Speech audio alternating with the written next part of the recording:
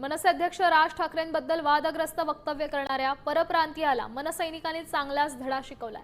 आळंदीत एका कंपनीत काम करणाऱ्या सुरक्षा रक्षकानं राज ठाकरेंबाबत आक्षेपार्ह विधान केलं होतं। बोलू यादव असं या व्यक्तीचं नाव आहे, मात्र मनसेच्या पदाधिकाऱ्यांनी त्याला जाब विचारल्यानंतर त्यानं माफी मागितली। साहब के बारे में उल्टा सीधा बोला हूँ, उसके लिए मैं माफी मांगता हूँ। मैं उनके बारे में नहीं जानता था कि राज ठाकरे एक पॉलिटिशियन है बहुत बड़े महाराष्ट्र के, मैं नहीं जानता था।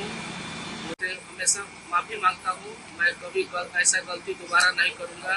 मैं जो बोला था उसके लिए मैं माफी मांगता हूँ। जय महाराष्ट्र।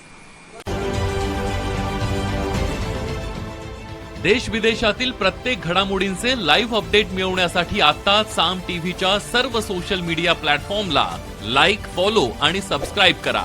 तसंच सर्व नोटिफिकेशनसाठी बेल आयकॉन प्रेस करायला विसरू नका।